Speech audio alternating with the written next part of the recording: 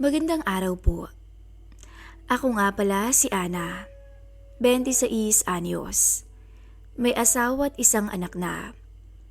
Kakaisang taong gulang pa lamang nitong buwan ng Enero. Isinulat ko ang kwentong ito, hindi lamang para ibahagi sa inyo ang aking karanasan bilang isang may bahay, kung hindi para magsilbing aral na rin sa mga kababaihang katulad ko. Nangyari ito 1 taon na ang nakalilipas. Noong mga panahong sinubok ng kaliwat ka ng obligasyon ang pagsasama naming mag-asawa. Nakapagtapos man ako ng kursong commerce, ngunit may 1 taon rin akong walang trabaho dahil naging masela ng aking pagbubuntis. Wala akong ibang choice ng mga oras na yun kung hindi manatili sa bahay hanggang sa maipanganak ko ang batang nasa aking sinapupunan. Akala ko kapag nakapanganak na ako ay magagawa ko ng makapaghanap ng sideline para matulungan ko ang aking asawa. Ngunit tuluyan akong naging full-time mom dahil mas naging abala ko sa aming baby. Hindi pala ganun kadaling hatiin ang oras sa pag-aasikaso ng bata. At habang tumatagal, ay hindi ko na rin maintindihan ang mga pagbabagong nangyayari sa aking katawan. Minsan paglalaba at konting paglilinis lang naman ng kwarto ang ginagawa ko sa buong araw. Ngunit ramdam na ramdam ko na agad ang matinding pagod na kung tutuusin ay hindi ko naman iniinda nung ako'y dalaga pa. Higit pa roon, nakikitira lamang kami ng mga panahong yun sa bahay ng aking biyanan. Masasabi ko namang naging maayos ang treatment nila sa akin ng umpisa. Minsan ay nagkakaroon kasi kami ng hindi pagkakaunawaan, lalo na sa mga desisyong hindi sumasang-ayon sa mga kagustuhan nila. Paminsan-minsan tuloy ay nahihiya akong gumalaw sa loob ng kanilang pamamahay. Naroon ang takot na baka may mapuna na naman ang mga to at masabing hindi maganda tungkol sa amin. Nasasaktan pa naman ako agad sa tuwing may sinasabi silang hindi maganda tungkol sa aking mister, lalo na sa akin bilang kanilang manugang. Maging sa pagpapalaki ng aming anak ay naging maingat din ako, lalo na't marami silang pinagbabawal. Marami silang mga pamahiin na dapat sundin at wala naman akong magawa kung hindi sumunod na lamang para makaiwas sa gulo at huwag nang mas lumala pa ang usapan. Han, alis na ako. Puno ng lambing akong hinalikan ng aking mister sa labi, habang maingat naman itong hinalikan sa noo ang aming baby. Maaga kasi itong pupunta sa pwesto ng aming RTW o ready-to-wear items sa bayan dahil mayroong pa-event si Mayor para sa mga senior citizen. Kailangan naming sulitin ang kahit maliit na oportunidad para makabenta at makaroling man lang sa maliit naming negosyo. Maliban sa masipag, ay mabait din ang asawa kong si Ryan. Wala siyang bisyo, hindi rin naninigarilyo at umiinom lamang to sa tuwing may okasyon. Pansin ko namang may pangarap siya para sa kinabukasan ng aming pamilya. Kaya nga sa kabila ng hirap na nararanasan namin ngayon, ay alam kong ginagawa niya ang lahat upang maitawid ang araw-araw naming mga pangangailangan. Han, baka naman pwede na tayong makabukod sa susunod na buwan. Mahina ang boses kong tanong nang makasiguradong kaming dalawa na lamang ang tao sa bahay. Tuwing linggo kasi ay sinasadya naming huwag buksan ang pwesto nang makapagpahinga siya at makapagbigay ito ng oras para sa aming baby. Narinig ko kasi kahapon na may mahalagang aasikasuhin ang nanay nito sa bayan, kasama ang bunso niyang kapatid, kaya hapon na sila makakauwi. Bahagyang kumunot ang noo nito, tsaka napabuntong hininga. Masyado pang maliit si baby. At wala pa tayong naiipon mula sa negosyong inumpisa natin. Lihim akong nalungkot dahil sa sinabi nito. Mas pinili kasi naming gamitin sa negosyo ang naipon naming mag-asawa. Habang additional capital naman ang nakuha kong maternity benefits sa kadahilanang hindi lang naman para sa pangsarili naming pangangailangan na pupunta ang araw-araw na benta sa pwesto, kung hindi para sa lahat. Nahihiya rin kasi kaming makatira dito ng walang ambag. Kadalasan, sinasagot namin ang ulam, groceries at ang buwanang bayarin sa kuryente na kung minsan ay umaabot ng 2,000, kaya madalas kaming nagigipit, lalo na't nagbabayad din kami ng pwesto buwan-buwan. Ayoko namang umabot sa puntong mauubos ang lahat ng mga pinaghirapan namin dahil sa mismanagement. Hindi araw-araw Pasko sa mundo ng pagnenegosyo. Kaya naman ngayon pa lamang ay inihahanda ko ng sarili ko sa maaaring mangyari sa susunod na mga araw. Maraming dahilan kung bakit gusto kong makapagbukod kami. Kahit kasi kasama namin sa iisang bubong ang pamilya ng aking asawa, ay wala pa rin naman akong nakakatulong sa pag-aasikaso ng aming anak. May mga oras pang kailangan kong hatiin ang sarili ko sa mga gawaing bahay at pagsasaing, kahit minsan nasusunog yun sa tuwing umiiyak si baby o ayaw magpalapag. Ayoko namang ikuwento ang lahat ng yun sa aking asawa. Baka sabihin pa nitong sinisiraan ko ang kanyang pamilya at dapat ay magpasalamat na lamang kami dahil nakikitira lamang kami sa mga ito. Tiniis ko ang lahat ng iyon hanggang sa tuluyan akong magkaroon ng lakas ng loob nang dumating ang kuya ng mister ko mula sa Maynila. "Kailangan mo ba ng tulong sa pag-aasikaso kay Baby Ana?" Tanong nito. "Ako nang bahalang magsaing at magluto ng ulam. Bumalik ka na sa baby mo." Kaya naman pala palagi kang nabibinat dahil sa tambak ng mga hugasin. Kung bakit ba naman kasi kain lang ng kain ang mga yun tapos iiwanang puno ang lababo. Wala naman silang binabayarang dishwasher dito. Nagluto ako ng may sinabawang matambaka, Ana. Mas maigi kung may sabaw at malunggay palagi ang ulam mo para mas maging healthy kayo ni baby. 2 buwan pa lamang magmula nang umuwi si kuya. Pero hindi ko na malayang gumaan na ang loob ko sa kanya dahil sa kabutihang pinapakita nito sa amin ni baby. Akala ko tahimik lamang siyang naglalaro ng mobile games sa sala. Pero nakikiramdam pala to sa mga nangyayari sa loob ng kanilang pamamahay. "Matagal mo na bang nararanasan to sa bahay? Bakit hindi mo man lang sinasabi sa asawa mong nahihirapan ka na?" Naluluha akong napatingin sa kanya matapos kong mailapag si baby. Hindi ko alam kung anong dapat sabihin dahil ayokong magsalita ng masama laban sa pamilya nito. Pakiramdam ko kasi ay pagod na pagod ako ngayong araw dahil iyak ng iyak si baby dala ng kabag. Kaya gano'n na lamang ang pagpapasalamat ko sa kanya dahil hindi siya nagdalawang isip na tulungan ako sa lahat. "Kuya," mahina ang boses kong sambit na masiguradong mahimbing na ang tulog ni baby. "Salamat po." "Para saan?" "Dahil naiintindihan mo ko. Naiintindihan mo yung struggle na dinadanas ko habang inaalagaan ang baby namin." Hindi nagbago ang ekspresyon ng mukha nito, pero alam kong naiintindihan niya kung saan nanggagaling ang pasasalamat na ginagawa ko. Lumipas ang ilang buwan at mas lalo pa kaming naging mas malapit sa isa't isa. Minsan, habang namimili ako ng diaper at ibang pangangailangan ni baby, ay sumama ito. Kaya nasabi ng mga marites na parang siya raw ang asawa ko at hindi si Ryan. Tumawa lamang si Darren at pabiro silang sinagot. "Hindi ba mas maganda kung 2 asawa? Mas maraming magmamahal at mag-aasikaso." Hindi ako nakaimik. Ganon din ang mga tsismosa na parang natameme sa harapan ng tindahan. Kung kailangan mo ng tulong ko sa paglalaba, huwag kang magdalawang isip na magsabi, okay?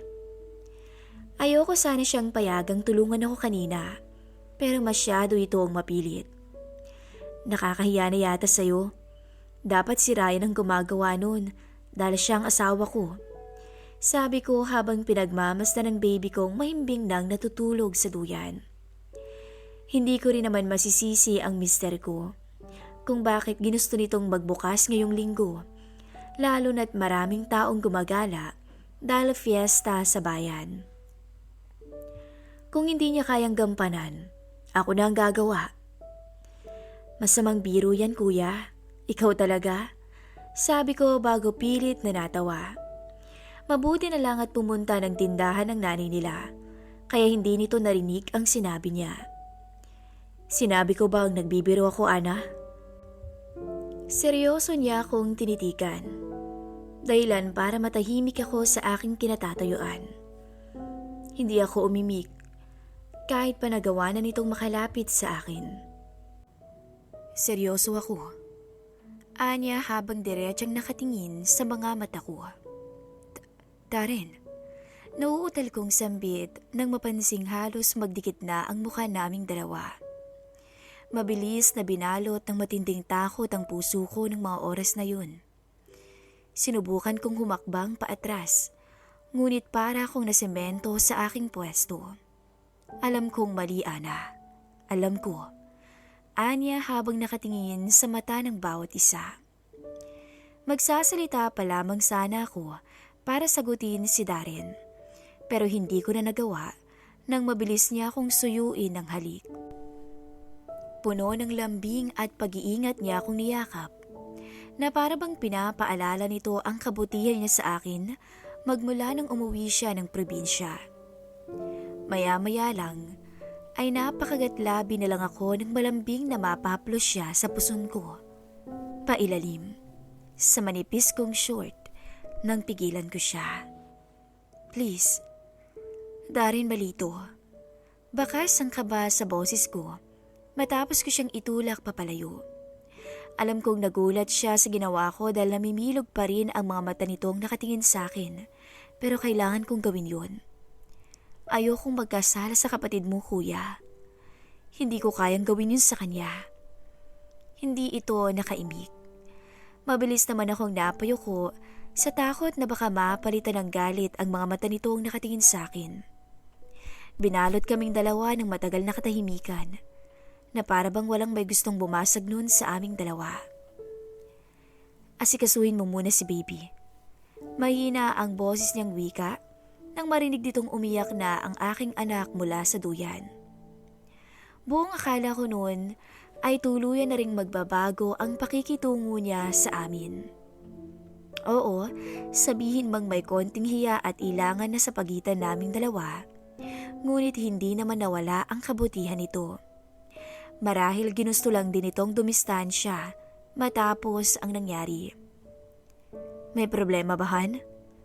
Tanong ni Ryan, nang mapansin itong natulala na lang ako bigla sa aking kinauupuan.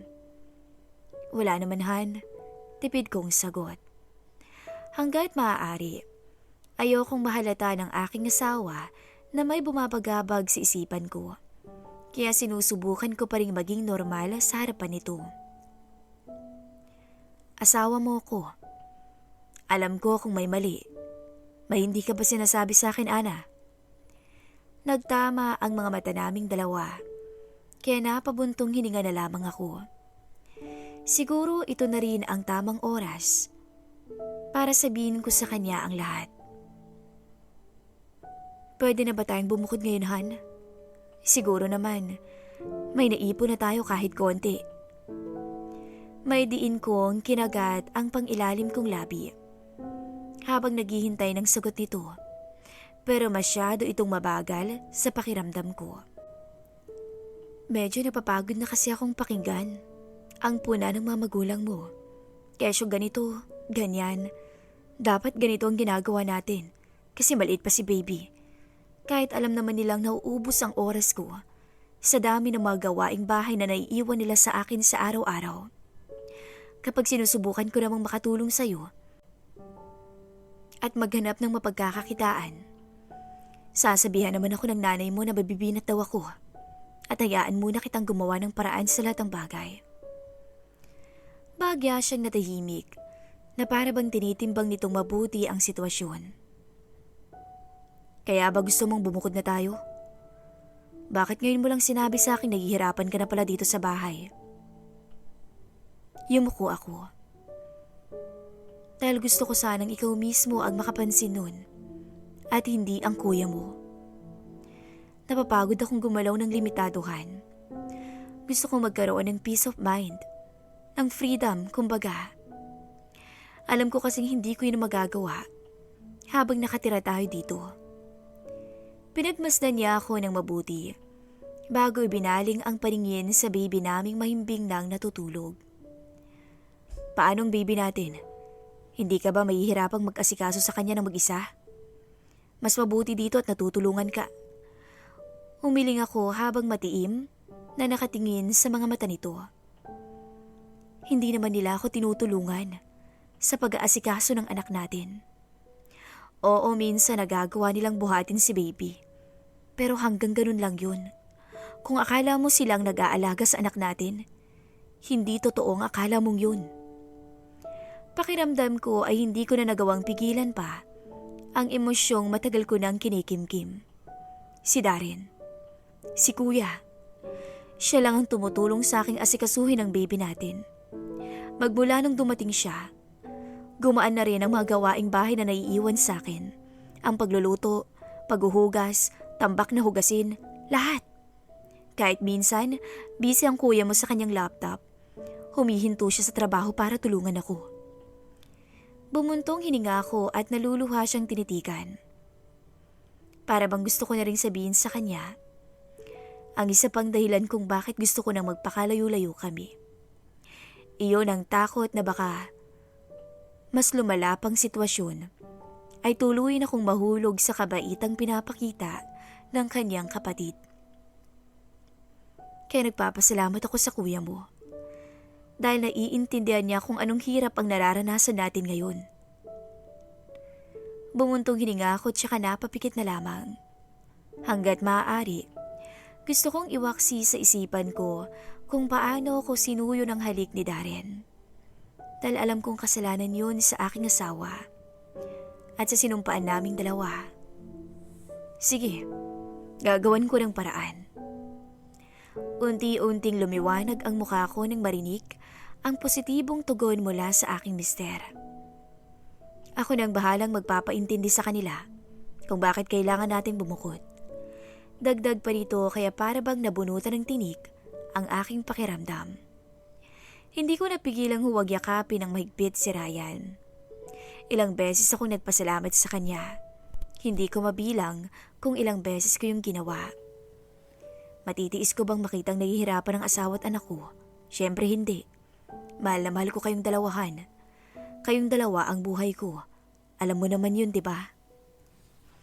Mahal na mahal ka rin namin, Han. Isinubsob ko na lamang sa balikat nito ang aking muka nang mapansin ang mga luha kong nag-uunahan na ngayon sa pagpatak. Pasensya na kung minsan nagpapadala ako sa emosyon ko. Minsan hindi ko na rin maintindihan ang sarili ko pero promise, nagpapakatatag ako para sa inyo ng baby natin. Mahirap at talaga namang naging challenging ang desisyong ginawa naming mag-asawa. Hindi ko maipaliwanag kung paano namin naitawid ang bawat araw na kailangan naming gawin ang aming mga responsibilidad habang inaasikaso ang aming baby. Hindi madali ang desisyong magbukod, pero napaka-satisfying nito sa pakiramdam. Nag-umpisa kami sa wala, pero unti-unting nakumpleto ang mga gamit sa munti naming tahanan. Nagagawa ko na ring makapagdesisyon ng maayos, nang hindi iniisip kung ano ang sasabihin ng iba at nang walang mga matang nakabantay sa amin. Pakiramdam ko, habang tumatagal ay mas lalo ring tumitibay ang relasyon naming mag-asawa. Marahil dahil nagkaroon kami ng space para sa isa't isa. May privacy na kami ngayong gawin ang mga bagay na ginagawa ng mag-asawa. Nagagawa naming makapag-usap ng masinsinan at gumawa ng mga desisyon ng magkasama. 2 beses sa isang buwan naman kung bumisita sila sa amin kasama ang kuya ni Ryan. Siguro para alamin ang kalagayan namin at kumustahin ang aking anak. At sa tuwing nagtatama ang mga mata naming dalawa ni Darren, ay alam kong nagawa na nitong respetuhin ang desisyong ginawa ko bilang asawa ng kanyang kapatid. Sabi pa nga nila, masarap ang bawal. Oo, inaamin kong madaling magpadala sa tukso at bugso ng damdamin. Ngunit salungat naman ang hirap at bigat ng magiging kabayaran nito dahil habang buhay kang uusigi ng iyong konsensya. At bilang isang asawa't ina, hindi ko kayang mamuhay sa isang mundong puno ng kasinungalingan. Kailanman ay hindi ko kayang pagtaksilan ang lalaking walang ibang ginawa kundi mahalin at alagaan kami bilang pamilya niya. Hanggang dito na lamang po ang ating istorya.